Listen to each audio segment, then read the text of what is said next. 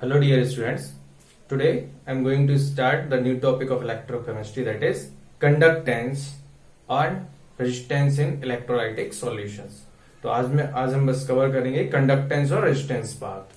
ठीक है, तो कंडक्टेंस का मीनिंग क्या है इलेक्ट्रोलाइटिक सॉल्यूशन में। सो फर्स्ट इलेक्ट्रोलाइट्स, आपको पता है इलेक्ट्रोलाइटिक सॉल्यूशंस क्या होते हैं, जिसमें कि आपका जो इलेक्ट्रोलाइट्स है उसको आप जब सॉल्यूशन में डाल देते हैं, that is those are called electrolytic solution, और basically those solution which conduct electricity. ठीक है, ऐसे सॉल्यूशंस जैसे कि आपका सॉल्ट एंड वाटर का जो सॉल्यूशन है it is called electrolytic solution, क्योंकि वहां पर क्या है, जो आयंस हैं वही इलेक्ट्रिसिटी को कंडक्ट करा रहे हैं। ठीक है, तो इलेक्ट्रोलाइटिक सॉल्यूशंस को वही सॉल्यूशन से मीन्स आप बोल सकते हैं that is in which ions are mainly charge carriers है, mainly through which electricity is conducting. तो बेसिकली कंडक्टेंस का मीनिंग क्या है, कंडक्टेंस तो यही है। कंडक्टेंस का मतलब क्या है, the ability due to which electricity conduct, ऐसा बोल सकते हो, मतलब जिसकी वजह से इलेक्ट्रिसिटी कंडक्ट होती है उसी को तो हम कंडक्टेंस बोलते हैं। ठीक है, रेजिस्टेंस क्या होता है, रेजिस्टेंस इसका उल्टा होता है कंडक्टेंस का। ठीक है, कि जो रुकावट या फिर जो ऑब्स्टिकल जनरेट करता है, दिस इज कॉल्ड रेजिस्टेंस। ठीक है, तो कंडक्टेंस क्या है, जिसकी वजह से इलेक्ट्रिसिटी कंडक्ट होती है। ठीक है, हमने देखा है कंडक्टर और इंसुलेटर चैप्टर 1 में, सॉलिड स्टेट में हमने देखा है कंडक्टर्स क्या होते हैं। ठीक है, तो यहां पर हम कंडक्टेंस की बात कर रहे हैं। तो कंडक्टेंस दो टाइप से हो सकता है, एक तो आप बोल सकते हो मेटालिक कंडक्टेंस। ठीक है, मेटालिक कंडक्टेंस, या फिर मेटालिक कंडक्टेंस को हम इलेक्ट्रॉनिक कंडक्टेंस भी बोलते हैं, या फिर इलेक्ट्रोलाइटिक कंडक्टेंस और आयोनिक कंडक्टेंस। ठीक है, तो टू टाइप्स का होता है कंडक्टेंस। ठीक है, सो we can say in here metallic conductance और इलेक्ट्रॉनिक कंडक्टेंस। जो मेटालिक कंडक्टेंस है मतलब क्या है, जो मेटल्स में जो कंडक्शन होता है, मतलब जैसे कि आपका जो इलेक्ट्रिसिटी वायर्स है, ठीक है, उसमें जो इलेक्ट्रिसिटी का फ्लो होता है, तो इलेक्ट्रिसिटी किस तरह से फ्लो होता है मेटल वायर्स में, तो that is called metallic conductance. तो वो किस वजह से होता है, due to flow of electrons. ठीक है, तो current flows in a wire, it is due to flow of electrons. तो यहां पर आप क्या बोल सकते हो, चार्ज कैरियर, जो चार्ज को कैरी करते हैं, करंट को कैरी करते हैं, चार्ज कैरियर ही क्या होते हैं, यहां पर इलेक्ट्रॉन्स होते हैं। इसी की वजह से आपका जो है करंट जनरेट हो रहा है। वही चीज अगर हम इलेक्ट्रोलाइटिक या आयनिक सॉल्यूशंस में देखेंगे तो वहां पर चार्ज कैरियर्स क्या होंगे, आयंस होंगे। ठीक है, आयंस से मतलब क्या है, जैसे कि मान लो sodium converting into sodium chloride converting into sodium positive plus chlorine minus. जब आप नमक को, सॉल्ट को वाटर में डालते हो तो वो कन्वर्ट हो जाता है सोडियम पॉजिटिव और क्लोरीन माइनस आयन में। ठीक है, तो ये जो फ्री आयंस में कन्वर्ट हो गया, ये आयंस की वजह से ही क्या होता है, इलेक्ट्रिसिटी कंडक्ट होती है। ठीक है, तो इलेक्ट्रिसिटी को कंडक्ट कराने के लिए इलेक्ट्रोलाइटिक सॉल्यूशंस में आयंस ही रिस्पॉन्सिबल होता है। ठीक है, दूसरा आप मेटालिक या इलेक्ट्रॉनिक कंडक्टेंस की बात करें तो उसमें क्या होता है, कोई केमिकल चेंज नहीं होता है। केमिकल चेंज मतलब जैसे कि यहां पर हो रहा है, सोडियम क्लोराइड कन्वर्ट हो रहा है, डिकम्पोज हो रहा है सोडियम पॉजिटिव और क्लोरीन माइनस में, इस तरह से यहां पर कोई भी केमिकल चेंज नहीं होता है। यहां पर जनरेशन क्या है, जैसे यहां पर कॉपर वायर या एल्यूमिनियम वायर इलेक्ट्रिसिटी का, तो उसमें क्या है, मेटल में क्या होता है, जैसे आपका एल्यूमिनियम है। ठीक है, तो ये एल्यूमिनियम अपने इलेक्ट्रॉन्स को यहां पर छोड़ के रखा हुआ है। मेटल्स में इलेक्ट्रॉन्स फ्री होते हैं, लूज कर देती है मेटल, और वो इलेक्ट्रॉन्स की वजह से क्या होता है, इलेक्ट्रिसिटी कंडक्ट होती है।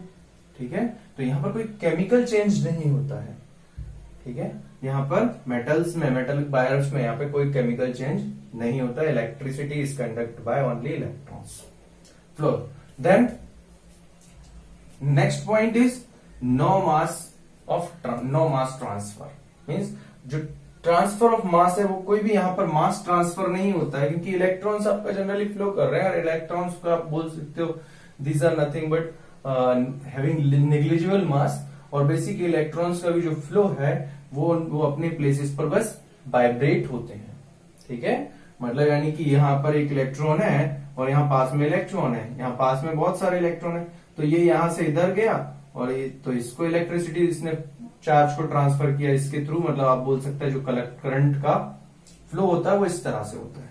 ठीक है, तो इस तरह से आप बोल सकते हैं यहाँ पर कोई भी मास का ट्रांसफर नहीं होता, लेकिन यहाँ पर मास ट्रांसफर होता है।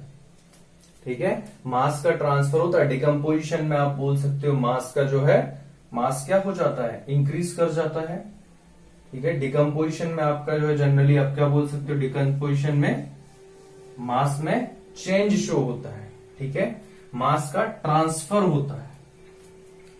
ठीक है, मास ट्रांसफर होता है, यहाँ पर मास का भी ट्रांसफर हो रहा है, क्योंकि यहाँ पर जो है आयंस ही खुद जा रहा है एक दूसरा, मतलब यानी कि आयंस ही मूव कर रहा है, तो यहाँ पर मास का ट्रांसफर होता है। या दूसरे टर्म्स में आप बोल सकते हैं, जैसे रिफाइनिंग ऑफ मेटल्स में आप बोल सकते हैं इलेक्ट्रोलाइटिक सेल में, जैसे कि जो इलेक्ट्रोड्स होता है, एक इलेक्ट्रोड आपका जो है, जैसे कि मान लो आप एनोड से मास निकलता है और कैथोड पर डिपॉजिट होता है, तो मास का ट्रांसफर होता है यहाँ पर इलेक्ट्रोलाइटिक सेल्स में, इलेक्ट्रोलाइटिक सॉल्यूशंस में ट्रांसफर ऑफ मासेस यहाँ पर होगा। देन नेक्स्ट जो पॉइंट है कंडक्टेंस का, बोल सकते हो दैट इज रेजिस्टेंस।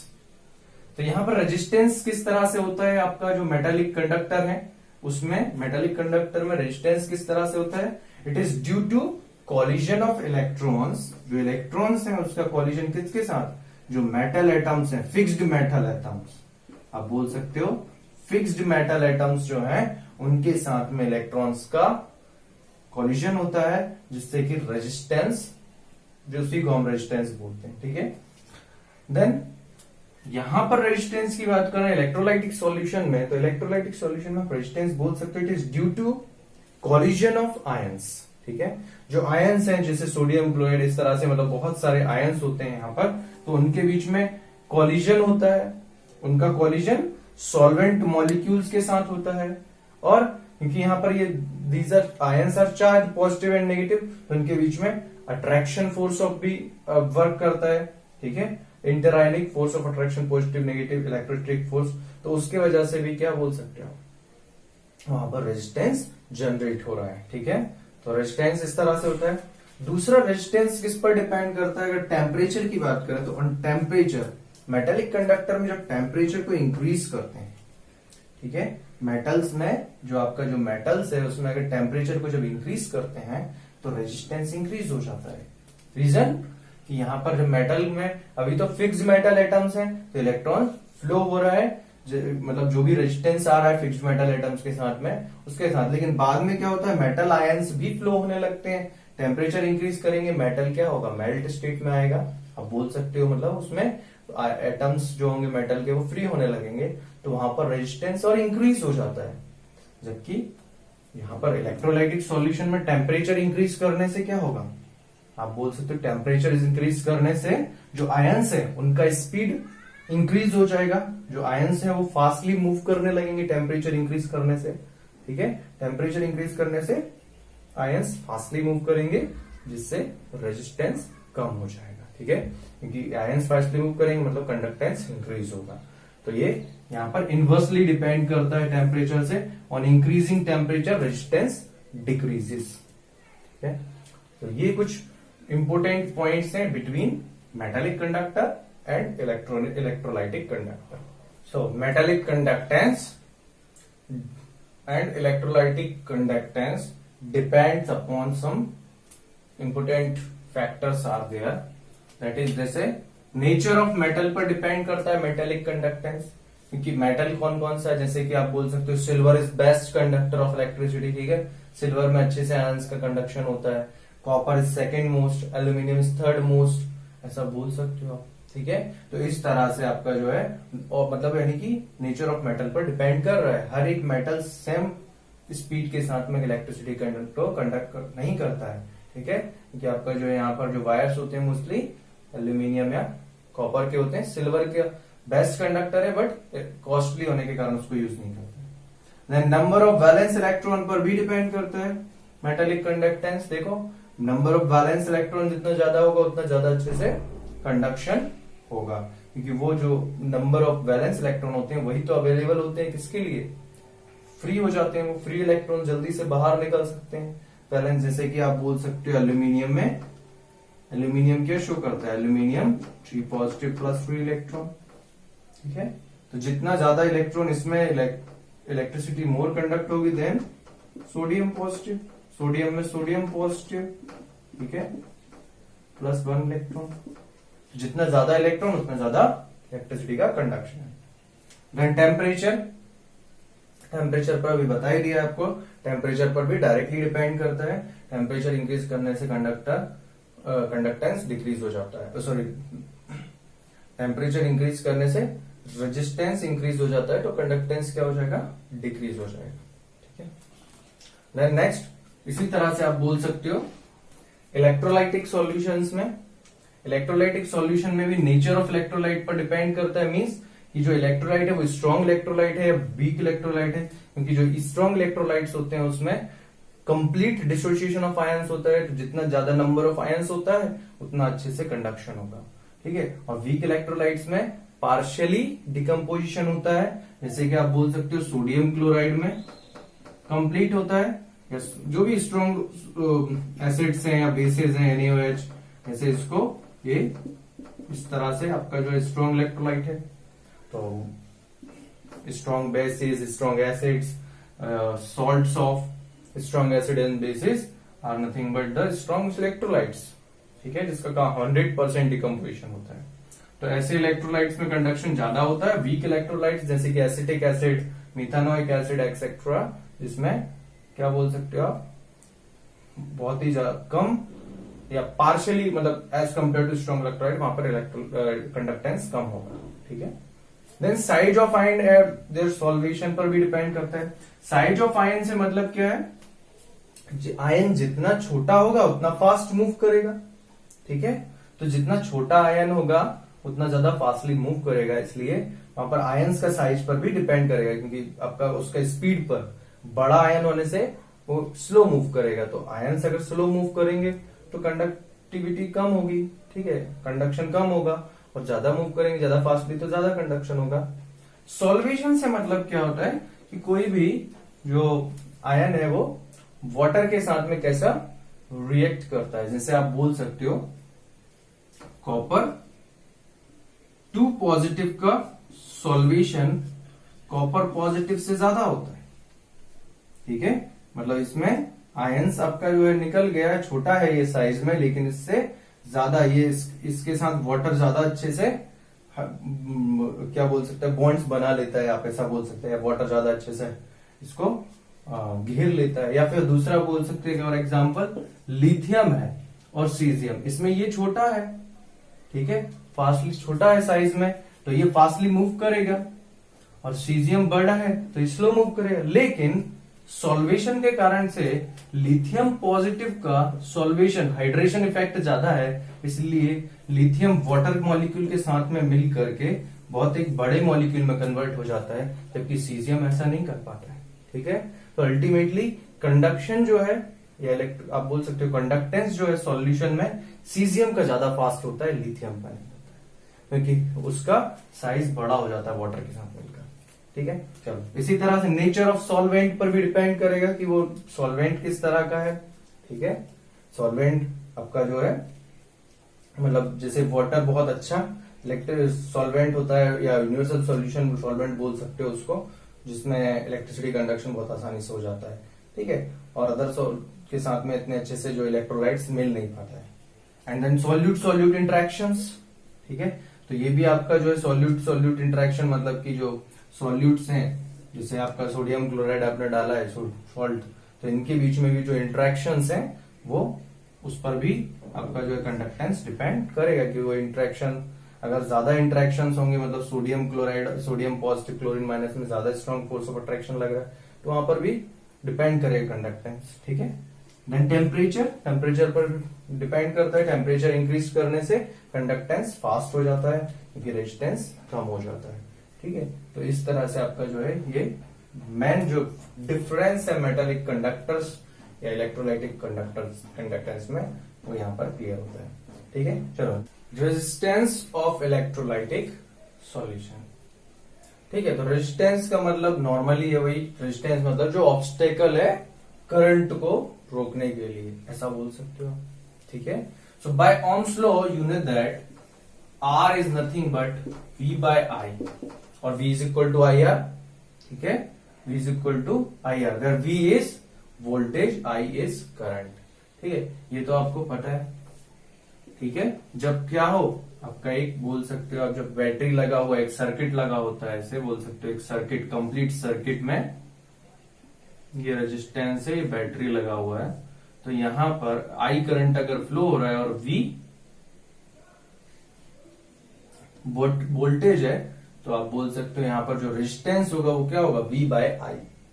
इस वायर का जो रेजिस्टेंस होगा वो किस तरह से कैलकुलेट कर सकते हो, V बाय I के थ्रू। ठीक है, तो ये रेजिस्टेंस होता है। अब देखो रेजिस्टेंस एक और चीज पर डिपेंड करता है, दैट इज लेंथ।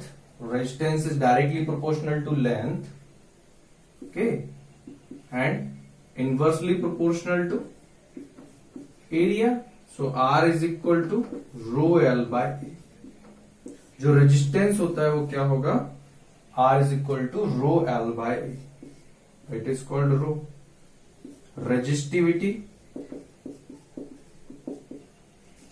रेजिस्टिविटी और स्पेसिफिक रेजिस्टेंस।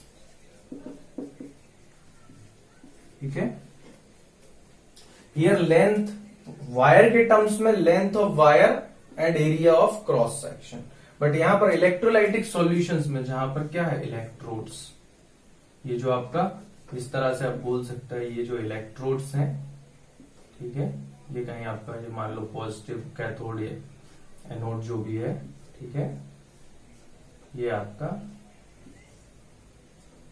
ठीक है, इस तरह से आपका जो है बैटरी से कनेक्टेड है, ये इलेक्ट्रोड्स हैं। ठीक है, ये कुछ सॉल्यूशन में रखा है, तो ये जो डिस्टेंस है that is called L, distance between electrodes, and area means ये जो एरिया ऑफ क्रॉस सेक्शन, ये जो एरिया है that is called area of cross section. ठीक है, तो अल्टीमेटली ये जो L डिस्टेंस पर रखा हुआ है और इनका area of cross section is A। ठीक है, तो यहां पर इलेक्ट्रोलाइटिक सॉल्यूशन में L is distance between the electrodes and A is area of cross section of the electrodes. ठीक है, तो आप क्या बोल सकते हो, यहां पर रेजिस्टेंस इस तरह से रिलेट होता है, resistance equal to rho L by A, and rho resistivity, resistivity is nothing but R into A by L, or you can say resistivity is nothing but, अगर हम ये देखें ध्यान से तो ये क्या बन रहा है, एक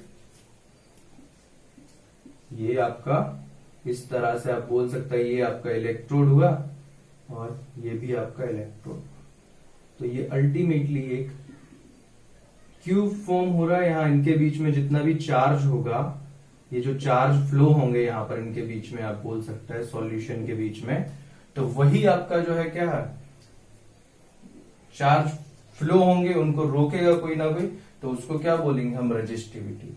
तो रेजिस्टिविटी क्या है, रेजिस्टेंस ऑफ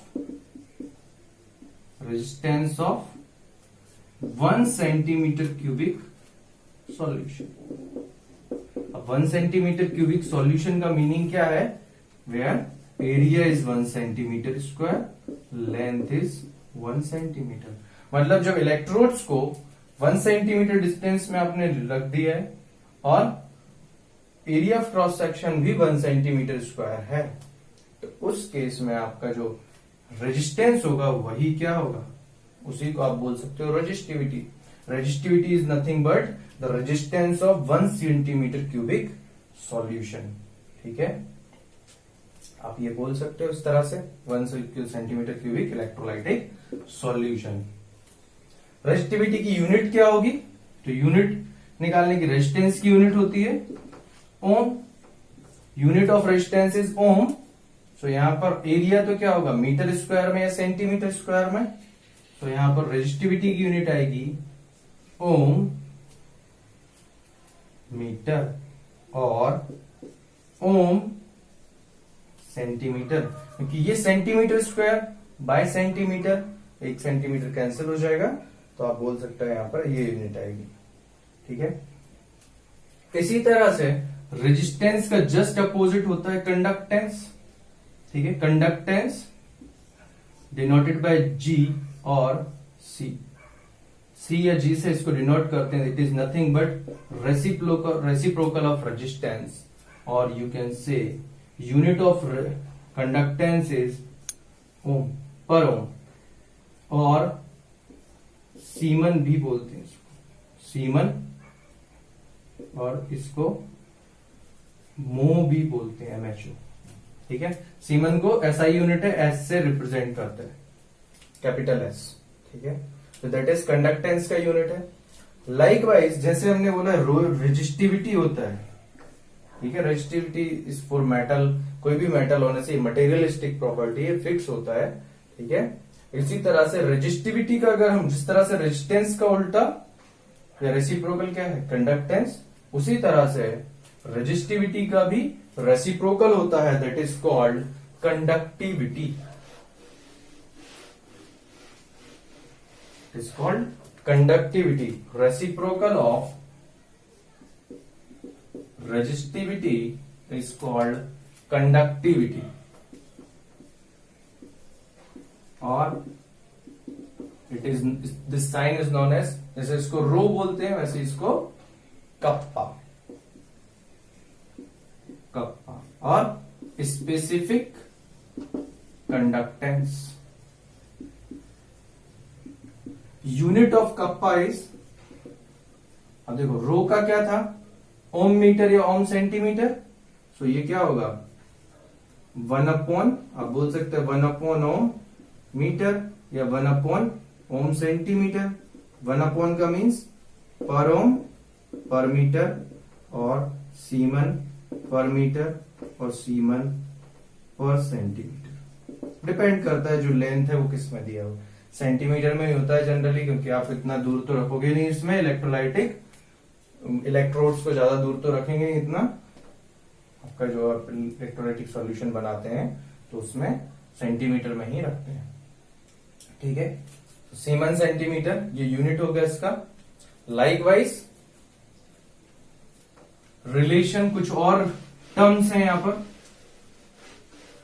टर्म्स क्या है, ये आपका जैसे कप्पा है, कप्पा क्या होगा 1/रो, और रो को अगर आप रिप्लेस कर दो किससे, रो को किससे रिप्लेस कर सकते हैं, रो इज इक्वल टू क्या था RA/L, तो ये बनेगा रो, क्योंकि डिनोमिनेटर में 1 रेसिप्रोकल 1/रो इज नथिंग बट 1/RL/A, तो ये बन गया L/A।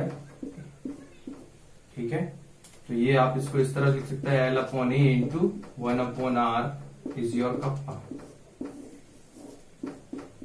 तो ये जो टर्म है L/A, length of the length या distance between electrons and area of cross section, L/A, this term is called cell constant, or it is represented by G star।